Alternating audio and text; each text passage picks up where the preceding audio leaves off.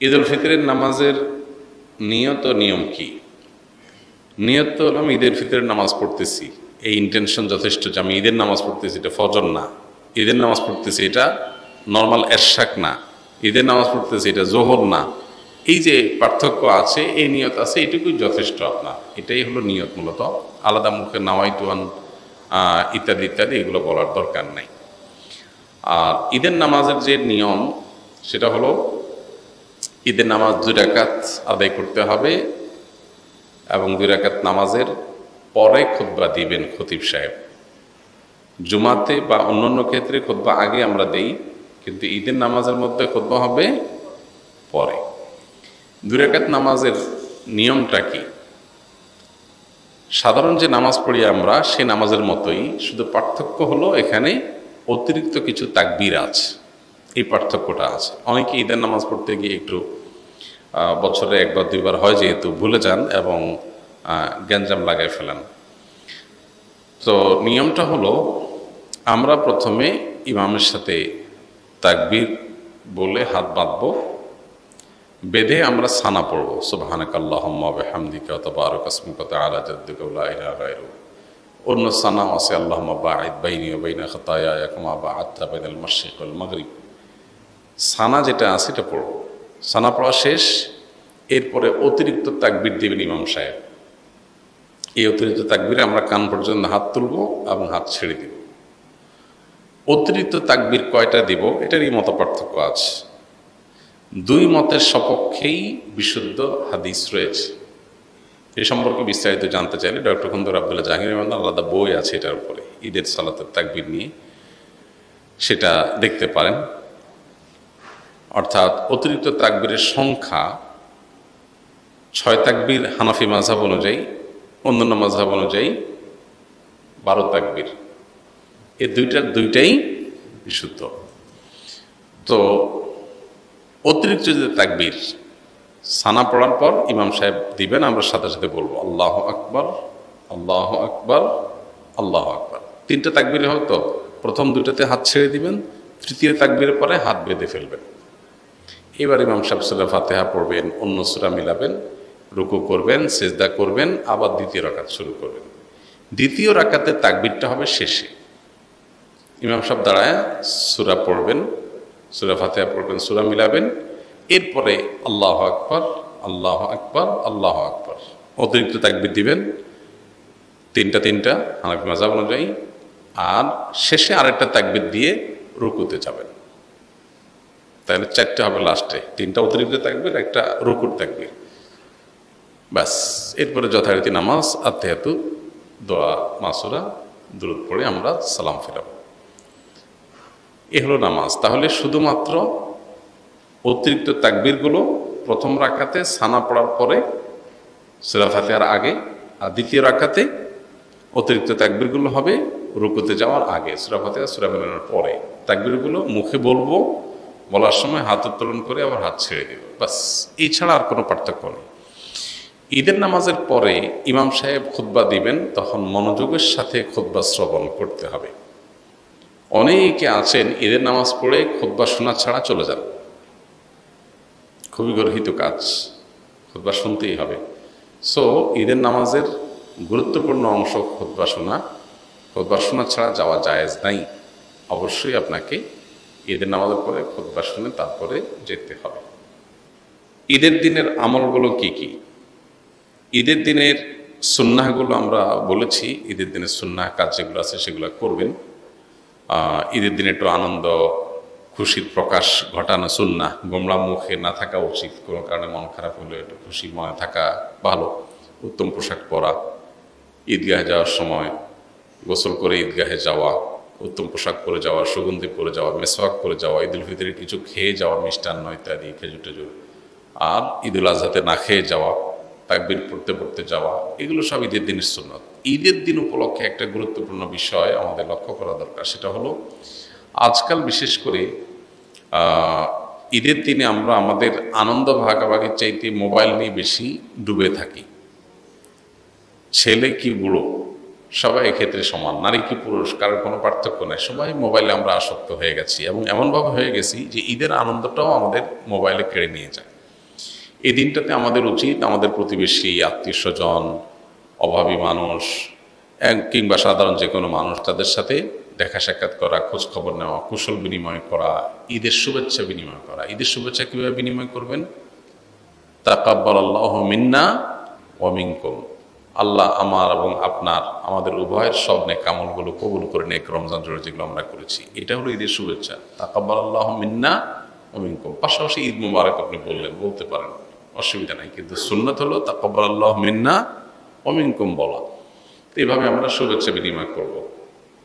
মোবাইলে ডুবে না থেকে সবার সাথে আমরা আনন্দ ভাগাভাগি করার চেষ্টা করব এবং গরিব অভাবী মানুষদের ঘর বাড়িতে যে বিশেষভাবে তাদেরকে ঈদের আনন্দটা দেওয়ার চেষ্টা করব ইনশাআল্লাহ।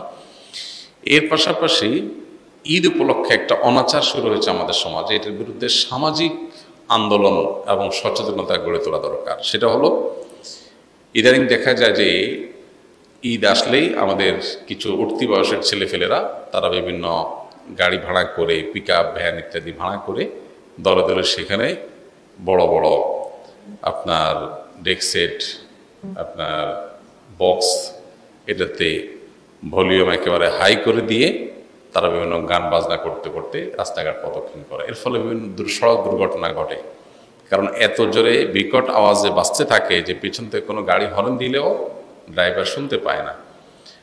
আর সবচেয়ে বড় কথা হলো, একটা সুস্থ সভ্য সমাজে আপনি গানের আওয়াজে পুরো সমাজকে প্রকম্পিত করে তুলবেন, কেউ ঘুমাইতে পারে, কারোর ক্ষতি হতে পারে, এটা কোনো সুস্থ বা স্বাভাবিক একটা সমাজে এটা সম্ভব না। এটা নিশ্চয়ই একটা অসুস্থতার আলামত। এই জন্য এটাকে থামানো দরকার।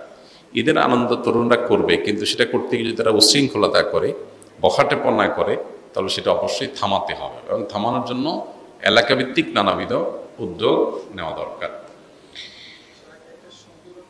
ফিতরা না দিলে ঈদ উল ফিতরের সুন্নাহসমূহ কি কি? ঈদ উল ফিতরের সুন্নাহসমূহের মধ্য থেকে সব কিছুর আগে যে সুন্নার নাম চলে আসে সেটা হলো তাকবীর পাঠ করা। আল্লাহু আকবার, আল্লাহু আকবার, লা ইলাহা ইল্লাল্লাহু, আল্লাহু আকবার, আল্লাহু আকবার, ওয়ালিল্লাহিল হামদ। এই তাকবীরটার পাঠ শুরু হবে কখন? ঈদের চাঁদ দেখা যাওয়ার পর। ঈদের চাঁদ দেখা যাওয়ার পর থেকে আপনি গুনগুনিয়ে আপনি এটা পড়তে থাকবেন।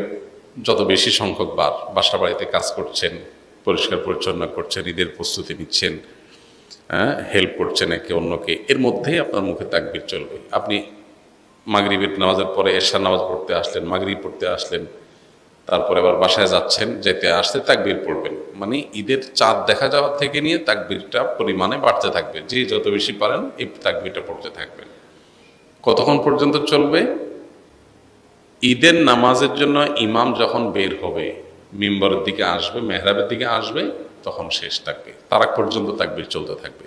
তার মানে আমরা ঈদগাহে যখন যাব তাকবীর পড়তে পড়তে যাব, আবার যখন মসজিদে প্রবেশ করব অবসর বসে থাকবো, ইমাম সাহেবের অপেক্ষায় থাকবো, তখন আমাদের মুখে তাকবীর চলতে থাকবে। অনেকে এই সুন্নতটা জানেন না, যার কারণে এটা মিস করেন। তাহলে আমরা তাকবীর পড়তে থাকবো ইনশাআল্লাহ। ঈদ উল আজহাতে তাকবীর উচ্চস্বরে পড়ার জন্য, আর ঈদ উল ফিতর তাকবীর বিশেষ করে চলতে ফিরতে যখন পড়বো নীরবে পড়ার জন্য নির্দেশনা করা দেওয়া হয় আছে। তো তাকবীরটা পড়া, এটা হলো প্রথম নির্দেশ। দ্বিতীয়ত হলো ভোরবেলায় অন্য দিনের চাইতে একটু আগে আগে ঘুম থেকে ওঠা। আমাদের উল্টা হয়, সারা রাত ঈদের শপিং, কেনাকাটা, পোলাপানের আড্ডাবাজি করে এসে অন্য দিন ফজর নামাজ জামাতের সাথে পড়লেও ঈদের দিন মাস্ট মিস, উল্টা। অথচ ঈদের দিন ফজর নামাজ জামাতের সাথে পড়া, আগে আগে ঘুম থেকে ওঠা, এটার গুরুত্ব আরও বেশি। 3 নম্বর হলো গোসল করা। ঈদের জন্য গোসল করা। কেন গোসল করতে হবে? কারণ ঈদগাহে অনেক লোকের গ্যাদারিং হবে, আমি একটু ফ্রেশ শরীরে যাব, ঈদের আনন্দটা যেমন পূর্ণতা পাবে, আবার পরিবেশটা ভালো থাকবে। যে আপনার গায়ে ঘামের গন্ধ, আপনার অপরিচ্ছন্নতা থাকলে অন্য লোকের কষ্ট হতে পারে। সবাই একসাথে থাকবে যেহেতু, যাতে পরিবেশ ভালো থাকে। এরপরে আরেকটা সুন্নাত হলো ঈদের দিন আমরা যার যা পোশাক আছে এর মধ্যে উত্তম পোশাকটা পরব। এখানে একটা ভুল কথা প্রচলিত আছে, নতুন পোশাক পরতে হবে। ঈদের দিন নতুন পোশাক পরা সুন্নত না। সুন্নত হলো কোনটা? যেগুলো আছে আপনার এর মধ্যে তুলনামূলক ভালোটা পড়বেন, সুন্দরটা পড়বেন। ঈদ সুন্নাত ইয়ে ছাড়া, নতুন কাপড় ছাড়া ঈদ হবেই না, এই কনসেপ্ট আমাদের মধ্যে ঢুকছে ভুলভাবে। এটা শরিয়ার কনসেপ্ট না। নতুন পোশাক ঈদের জন্য জরুরি না। সাহাবীরা প্রতি বছর একটা করে জামা কিনতে পারতেন না, 2-4 জোড়া জামা দিয়ে জীবন পার করে দিতেন সেই 1450 বছর আগের মানুষ। এই জন্য ঈদের দিন যার যা পোশাক আছে এটার মধ্যে উত্তম পোশাকটা পরব। আরেকটা সুন্নত হলো মেসওয়াক করা। এটাও এই জন্য যে আমরা অনেক গ্যাদারিংয়ের মধ্যে যাবো, ঈদগাহে সব মানুষের সাথে মিশবো, যাতে মুখে দুর্গন্ধ না হয়, পরিবেশ নষ্ট না হয়, অন্যের কষ্ট না হয়, সেজন্য। আরেকটা সুন্নত হলো সুগন্ধি মাখা ঈদের দিন। আরেকটা সুন্নত হলো ঈদগাহে যাওয়ার আগে ঈদুল ফিতরে কিছু খেয়ে তারপর যাওয়া, ঈদুল আজহাতে না খেয়ে যাওয়া। ঈদুল ফিতরে হলো ঈদগাহে যাওয়ার আগে একটু খেজুর অথবা মিষ্টান্ন কিছু একটু খেয়ে তারপরে ঈদগাহে যাওয়া। এবং ঈদগাহে যাওয়ার ক্ষেত্রে যে রাস্তায় যাওয়া, আসার সময় ভিন্ন রাস্তায় আসা। আর যদি রাস্তা ভিন্ন না থাকে তাহলে রাস্তা এক পাশে যাওয়া আর এক পাশে আসা, পায়ে হেঁটে আসা যাওয়া করা ঈদগাহে। এখন যদি ঈদগাহ দূরে হয় তো গাড়িটা দূরে পার্কিং করে ওইটুকু অন্তত পায়ে হাঁটার চেষ্টা করে। আর এর বাইরে ঈদের দিনের আর একটা গুরুত্বপূর্ণ বিষয় হলো ফিতরা দিয়ে তারপর ঈদগাহে যাওয়া, ফিতরা শেষ করে দিয়ে তারপরে ঈদগাহে আসা। আল্লাহ তাআলা আমাদের ঈদের সুন্নতগুলো মেনে চলার তৌফিক দান করুন।